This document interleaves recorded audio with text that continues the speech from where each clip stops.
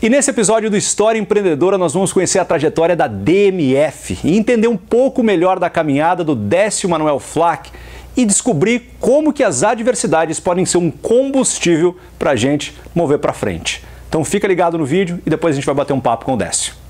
Um caminho de sucesso não se constrói do dia para a noite. Muito trabalho e dedicação têm que estar envolvidos. E essa, com certeza, é a história da DMF.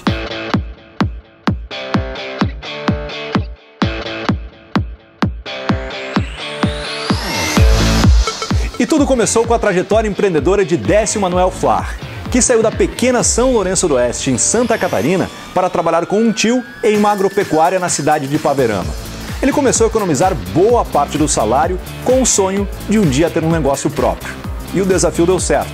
Em 8 anos, ele abria a primeira loja, em Paverama, no dia 6 de abril de 1988.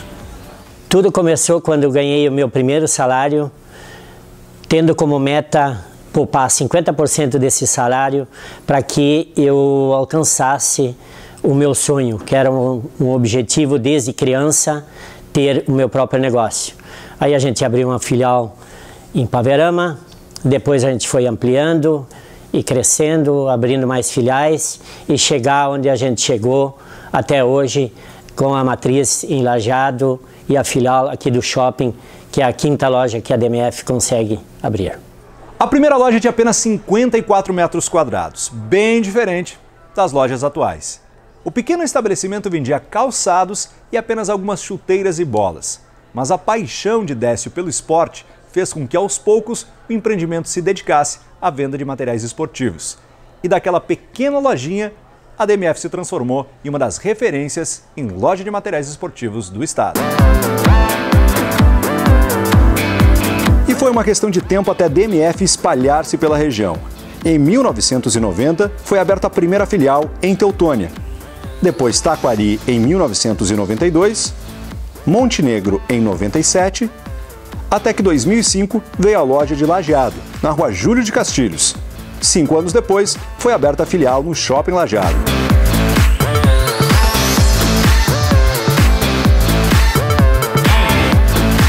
E esse crescimento não veio por acaso. A DMF conta com uma ampla linha de materiais esportivos e você encontra tudo o que precisa.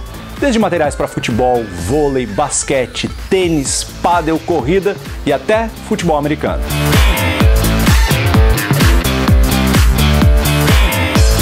E estar ligado em inovação e novidades também é uma das características da DMF.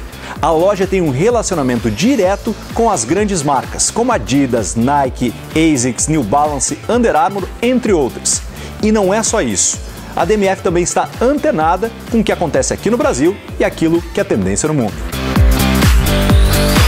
A gente procura sempre estar se atualizando, ir para feiras, e por isso que o nosso cliente sabe que quando ele procura algum lançamento, na DMF ele vai encontrar. E a DMF chega a seus 31 anos cada vez mais focada em atender bem o cliente, ser parceira da comunidade e proporcionar tudo o que você precisa para praticar o esporte que tanto ama.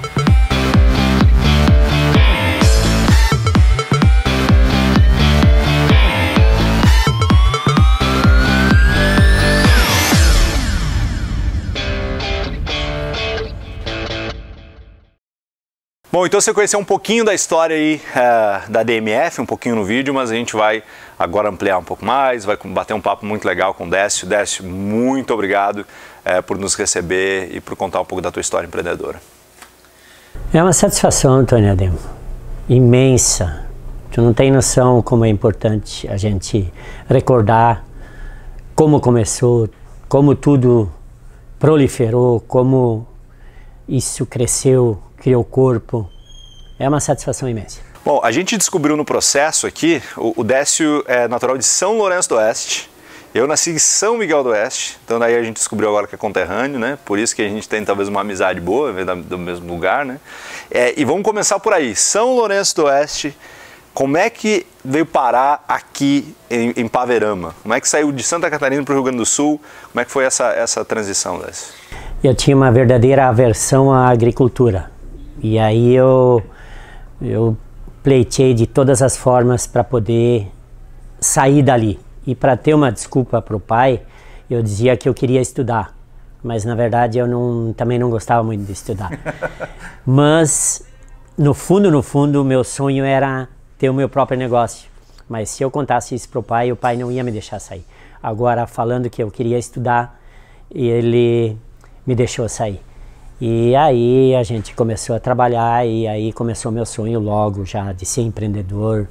E ele foi crescendo dentro de mim deixa eu até te perguntar isso, porque fora das câmeras aqui a gente estava falando, desde pequenininho tu teve um sonho, e aí tu estava contando que o teu primeiro sonho era ter uma Kombi, porque tu queria ter um negócio, né? E aí tu queria ter uma Kombi para transportar pessoas, tá? Me conta um pouquinho mais dessa história aí. Perfeito, quando eu era pequeno, gurizinho aí de 12, 13 anos, 14, eu lembro direitinho, eu ia para a lavoura junto com meus pais, e eu sonhava em um dia ter uma Kombi, porque tinha um amigo meu lá, amigo dos meus pais, na verdade, que tinha uma Kombi e fazia muita viagem, corridas e tal, e isso rendia um troquinho para ele, isso me chamou a atenção. Então isso era um sonho meu, o primeiro sonho, porque não era tão alto assim, ter uma Kombi não era tão... Era mais viável. Era um pouco mais próximo da nossa realidade. Então esse era um sonho, mas isso logo depois eu fui esquecendo e fui vendo que eu poderia galgar algo um pouco mais. E aí você vem de São Lourenço, vem para Paverama com a desculpa, né? Não, eu vou lá trabalhar, vou estudar, mas na realidade você queria ter um negócio próprio, mas trabalhou com um tio seu numa agropecuária e trabalhou por um bom tempo sem ganhar salário, não foi? Trabalhei praticamente 2 anos sem salário, mas eu gostava tanto de trabalhar ali naquela agropecuária que para mim todo dia era domingo. Eu não sei se era porque eu gostava tanto disso ou era pela tamanha aversão que eu tinha à agricultura. Voltar de jeito nenhum, né? Porque o sofrimento era muito grande. Então eu gostava tanto daquela agropecuária que eu trabalhava mais 2, 3 anos sem salário se fosse preciso. Mas, enfim, devagarinho fui vendo que eu merecia e o meu tio também viu isso e começou a me oferecer um salário e aí a gente começou a poupar já desde cara. E aqui tem uma coisa muito interessante, que vai uma dica para quem é empreendedor, né? O primeiro salário, desde o primeiro, o seu tio segurava 50%, botava numa poupança, né? Guardava esse dinheiro e você recebia só 50%. Exatamente. E aí que começou, foi daí que saiu o dinheiro para abrir o negócio. Exatamente. Quando ele me disse que a partir de outubro de 1979 eu iria receber um salário, aliás, outubro de 1980, eu ia receber um salário, eu imediatamente disse para ele, então vamos fazer o seguinte, 50% desse salário eu não quero nem ver. Já que o tio está sempre em contato com os bancos, vamos abrir uma conta e o tio deposita a metade e a outra metade eu me viro. E aí começa a ter o dinheiro e como é que surge a oportunidade de comprar a loja? Porque na realidade tem um pedacinho da história aí que você tentou comprar a parte do hotel. Conta essa parte aí antes da loja. Como eu tinha o sonho de ter meu próprio negócio, a primeira oportunidade que pintou foi um restaurante e hotel que tinha lá em Paverama. E aquele negócio no decorrer do caminho não fluiu, não se concretizou da forma como eu queria, porque quando eu fui para fechar o negócio mesmo, a esposa do dono queria tirar uma coisa daqui, esse freezer não estava, que a mãe me deu, enfim. E aí eu vi que ia ser complicado fechar esse negócio. Nesse meio tempo a minha tia me liga e diz assim, seu Décio, já fechasse o negócio? Não fechei. Mas no fundo ela também tinha medo de me perder, porque a partir do momento que eu fosse para aquele hotel, eu ficava muito afastado da agropecuária.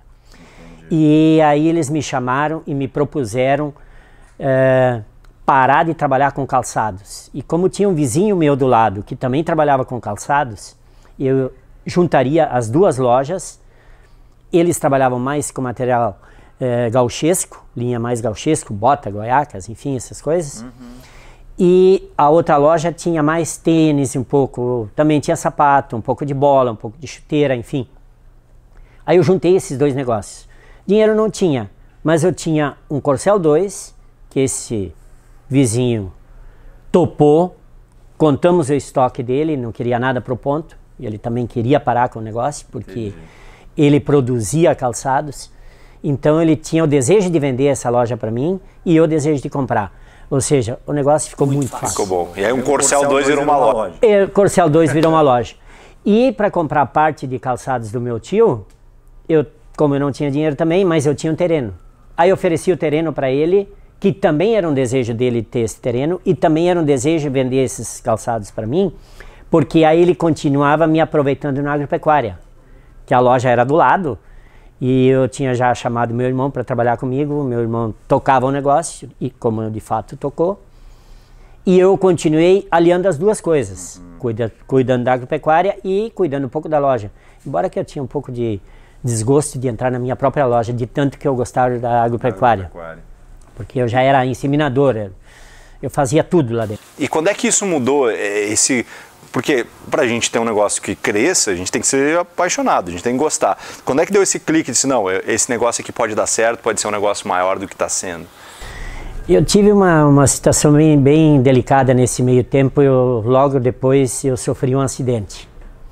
E aí esse acidente me afastou um pouco da agropecuária, porque eu não podia ter muito contato com veneno. A gente vendia semente de milho, veneno para inseticidas, enfim. E também não podia mais carregar peso por um bom tempo. E aí eu comecei a entrar um pouco mais no meu negócio e comecei a me apaixonar cada dia. Os valores foram se invertendo. Eu comecei a pegar cada vez mais gosto pelo meu negócio e menos pela agropecuária. Ou seja, fazer pacote de presente se tornou bem mais fácil do que carregar um saco de adubo, que até então eu faria. E voltando um pouquinho, Décio, eu admiro muito, te admiro muito como empreendedor, mas principalmente como pessoa. Você é um guerreiro, superou muita coisa. E esse acidente foi algo super sério, né? Você falou assim de forma meio geral, mas foi uma superação muito grande na sua vida, na época da sua namorada, que depois virou esposa. Foi algo super complicado, né? Exato. Eu e a minha namorada, então, a gente sofreu um acidente muito forte.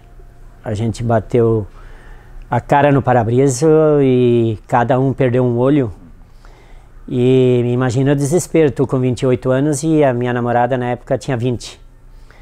E cada um perdeu um olho, e ter 80 e poucos pontos no rosto, cada uma de nós dois, foi muito pesado. E eu, na verdade, não perdi o olho no acidente, eu fui perder depois para mim ninguém me convence até hoje que não foi uma falha médica. Mas enfim, aconteceu, eu tinha que superar e superei, graças a Deus. A minha esposa também superou. A gente parece que se uniu mais ainda, a nossa relação ficou mais forte, o nosso relacionamento, e a gente acabou casando e estamos aí cada um com um olho só, enxergando bem, tocando nossas atividades. Uma visão um pouco menos ampla, mas enfim, enxergando o que é mais necessário. Exato. Eu sempre digo o seguinte, Décio, que as coisas não acontecem com a gente, mas para a gente, né? Ou seja, para que de alguma forma nos auxilie. Essa parte da tua história realmente é de pura superação, de que vocês tiraram algo que era super negativo, se uniram. E aí, vamos entrar numa parte da história que é a Esther entra no negócio e começa a fazer parte também do negócio na DMF, né? Exatamente. Minha esposa era chefe do departamento do grupo Strasburger, lá de Paverama, e num determinado momento ela tinha que levantar às 6h30 da manhã. Em determinado momento ela começou a dizer que estava cansando desse negócio, e eu deixei sempre bem claro, a partir do momento que a gente casou, que o dia que ela quisesse trabalhar dentro do nosso negócio, ela era parte dessa história, e assim foi. Isso aconteceu em 91, se não me engano, 92, quando abri a filial em Taquari. Exatamente. Aí ela entrou de fato na DMF e assim está aí.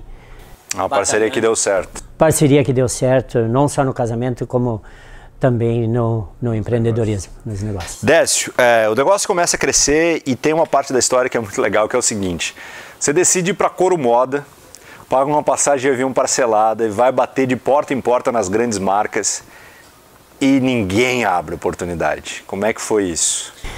Foi assim, foi bem pesado. Porque tu vai com um sonho, pô, eu tô indo pra Coromoda. Eu tô vendo as principais marcas mundiais. E esse era meu sonho. Conhecer essas marcas e me aproximar delas. Até meus colegas gozavam da minha cara, disse, pá, o que tu quer em São Paulo? Se o polo calçadista é Novo Hamburgo. Na época, claro. o Vale dos Sinos era gigante. Só que Nike, Mizuno, ASICS, essas principais marcas, na época, não tinha fabricação aqui no Sul. Ou seja, o escritório, os showrooms deles, eram nas principais feiras. E eu tinha que estar mais próximo desse pessoal. Aí eu cheguei naquela feira e cheguei no stand da Topper. Não estamos abrindo cliente novo. Cheguei na Rainha, você é da onde? Paverama. Onde fica Paverama? Aonde fica Paverama? 100 km de Porto Alegre. Opa, 100 km de Porto Alegre? Meu amigo, posso lhe dar um cartãozinho, esse é o representante que vai lhe atender, mas futuramente. Hoje não estamos abrindo cliente. Assim foi na época com o M2000, Le Cheval era uma marca forte na época. Enfim, todos, literalmente todos. Eu voltei com uma pilha de cartãozinho no bolso, mas nem um contato direto, nenhuma janela se abriu para negócio. Mas eu tendo esses cartãozinhos no bolso, eu acreditei que amanhã ou depois eu ia provar para eles que eu tinha condições de comprar e que eu viria a comprar. Bom, e aí, passando isso, até consegue um contato e aí tem uma parte da história que é muito legal, que você compra umas bolas, bola da Topper, só que o pedido vem muito mais do que poderia vender, que poderia ter, e aí, em vez de ajudar, quase que atrapalhou, mas conseguiu reverter. Conta essa parte também. Exatamente, foi em torno de 6 meses depois da feira, então, eu recebi a visita de um pessoal da São Paulo Alpargatas, que eram detentores da marca Topper. E aí a Topper me fez um pedido e tal, o vendedor foi muito gentil, me fez... Eu comprei o que eu tinha desejo, ele disse, ó, o pedido mínimo é esse. Eu digo, consigo esse pedido mínimo. Só que ele multiplicou esse pedido por 2, ele dobrou esse pedido. E aí eu entrei em parafuso, a inflação alta do jeito que estava. E o produto parado em casa... Na época nós tínhamos uma inflação gigantesca, se não me falha a memória, nós estávamos batendo aí os 60%, 70%, né, naquela época. E aí eu entrei em desespero, mas para não deixar título ser protestado da São Paulo Alpargatas, que jamais eu ia deixar, isso não podia acontecer, eu peguei dinheiro de colono, graças a Deus eu tinha um crédito muito grande, porque banco já não tinha mais onde pegar dinheiro, já tinha pego minha cota, de acordo com o faturamento, mas aí sempre tinha uma colonada que me emprestava um dinheiro, e algumas bolas eu consegui vender aqui em Lajeado, nas concorrências que ainda existem até hoje, me compraram algumas bolas, e aí eu consegui superar mais essa etapa, e aí depois as coisas naturalmente foram acontecendo, foi vindo Rainha, foi vindo Mizuno, foi vindo ASICS. O mundo. Hoje vocês têm todas as marcas, né? Que tem de lançamento, tem na DMF, né? Quase todas, vamos dizer assim. Eu diria assim, as principais marcas mundiais estão na DMF. Do segmento esportivo, tanto futebol, como tênis, como paddle, como vôlei, basquete, realmente nós temos todas as marcas na loja. O negócio começa a crescer, aí as marcas começam a se interessar, começa a vender melhor e começa então a abrir as filiais, né? E aí as filiais começam, depois de Paverama, qual foi a primeira? Depois de Paverama, a primeira foi em 90. Foi em Teutônia, a segunda foi em 92, em Taquari, a terceira foi em 97, em Montenegro, e a quarta foi no centro de Lajeado, na Júlia, onde ela está até hoje, em 2005, e 2010, culminando com a quinta, que abriu no shopping. Que é onde a gente está gravando aqui a entrevista, né? Exatamente. E tem uma parte que é muito interessante que sobre a loja de Lajeado, quando decide vir para Lajeado, que é um grande polo, e a loja é bem na área centralizada. Você sentou lá e contou quantas pessoas passavam, não é isso, Ness? Para ver se o movimento era bom ou não era. quantas pessoas passavam. Eu tinha que ter um poder de convencimento para mim mesmo que isso valia a pena. E não adianta tu só te convencer, tu tem que contar isso para algum amigo para te fortalecer. E os amigos me questionavam, de Décio, o que tu quer em Lajeado? Aqui em Ipaverama tu não paga nada de aluguel, em Lajeado tu vai pagar 4 mil de aluguel, na época, isso em 2005. Era muito, 4 mil de aluguel. Mas eu dizia para eles, vocês sabem o que eu fiz? Eu sentei na frente da loja num sábado bom, eu contei 45 pessoas passando por minuto. Isso em Ipaverama leva um dia para passar. Então, se 10% dessas pessoas entram na loja, só para olhar, já tá bom. E 5% desses 10% comprarem, imagina o que isso representa no fim do dia. Então, eu vou fazer um negócio e vou morar em Lajeado e... naquele momento ainda era um sonho morar em Lajeado, porque eu não tinha coragem ainda.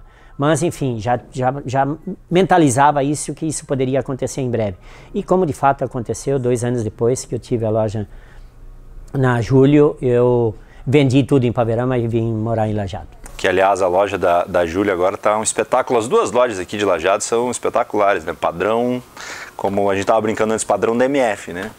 Obrigado pelo padrão DMF. Realmente a gente brinca às vezes, a gente gosta às vezes de dizer padrão FIFA, mas FIFA nada. FIFA é para denigrir a imagem. É padrão DMF mesmo. Tá, mas as filiais de Teutônia, Taquari, também, né, Montenegro, todas elas estão bem, todas elas foram reformadas, todas elas estão bem alicerçadas e graças a Deus a DMF tá sólida, tá bem segura do que está fazendo. Está com as principais marcas, está nos principais eventos, está com o Lajadense, está com a LAF, está com eventos de corridas patrocinando. E até eu queria entrar nisso, Décio, a gente está quase chegando no finalzinho da nossa entrevista, nossa, passou super rápido, né? A participação sua primeiro na comunidade e da própria DMF como empresa, né? A gente fala hoje muito também sobre propósito, legado, o que a empresa tem deixado, e a DMF está muito envolvida nos clubes, em participações comunitárias, é uma marca também da empresa, né? Eu aprendi isso junto com meu pai já era sempre líder comunitário, e ele dizia assim, quando você chega num lugar, vai querer te estabelecer, a primeira coisa que tu tem que fazer é te associar às entidades. Meu tio tinha esse mesmo legado, meu tio Anselmo, da agropecuária, que eu trabalhei em Ipaverama, ele também dizia isso. E, de fato, eu cheguei em Lajeado, a minha esposa às vezes achava que não era tão importante assim, mas na minha ótica eu tinha como... colocar meu filho no tiro e caça e no set porque ele gostava de futebol. Ou seja, trazer uma relação próxima com o boleiro. Como eu gostava do tênis e do pádel, digo, eu vou levar o padelista e o tenista para dentro da loja e o meu filho vai trazer o jogador de futebol. E foi uma parceria que deu muito certo, custa caro? Custa, mas é um custo-benefício que se paga. E tu tendo todos eles como parceiros lá fora, se eles não falam mal de ti, já é muito bom. Imagina quando tu é parceiro deles, eles têm a oportunidade de falar bem. Então o negócio, nós sabemos hoje que um dos negócios que mais proliferam é o cooperativismo. E isso indiretamente é quase que uma cooperativa, porque as pessoas lá fora começando a falar bem de ti, a chance de prosperar é maior. Economia colaborativa, né? Um ajudando ao outro, deixando aquele legado, aquela marca, é super legal. Décio, estamos chegando no final e a gente sempre encerra dessa forma. Se alguém tivesse a oportunidade de tomar um café contigo, a pessoa está querendo empreender ou é empreendedor e está querendo crescer, qual é a dica que o Décio, depois de todos esses anos, depois dessa história toda de superação, de sucesso, de conseguir o que conseguiu, que dica você daria para quem está querendo começar ou quem está querendo crescer? Olha, eu diria assim, ó, primeiro, número 1, aprender a gastar menos do que arrecada. Segundo, comprar bem. Terceiro, cuidar dos pequenos detalhes. Aí você me pergunta o que é um pequeno detalhe. Um pequeno detalhe é, daqui a pouco a etiqueta está virada num tênis, ela tem que estar retinha para baixo. Um tênis está virado do lado contrário, isso é um pequeno detalhe, isso faz parte do espelho da loja, da tua cara, da tua forma de ser, da tua maneira de te apresentar. Organização e os pequenos detalhes vão trazer essa organização dentro do teu negócio. Décio, muito obrigado por ter nos recebido, muito obrigado por dar o privilégio de contar a nossa história e mais uma vez parabéns, viu? Muito obrigado, foi uma satisfação muito, muito grande, Tony, te reencontrar, tu vem dos Estados Unidos fazer esse trabalho, é uma satisfação muito grande, fico muito feliz, espero poder ajudar quem um dia quer ser empreendedor. Para mim é um prazer vir lá tomar um café, tomar um chimarrão e contar a história. E para quem não dá dicas de como começar para ser um empreendedor de sucesso. Maravilha, tá aí a dica, hein? Se você quiser, passa numa das lojas da DMF, toma um cafezinho, um chimarrão com Décio, você pode aprender, tem muito para aprender. A gente poderia passar muito mais tempo aqui batendo papo sobre empreendedorismo. Então, tá aí, fechamos mais um episódio, dessa vez com a DMF, essa história muito legal de superação. E fica ligado que tem mais episódios vindo por aí, porque no final das contas, empreendemos do jogo.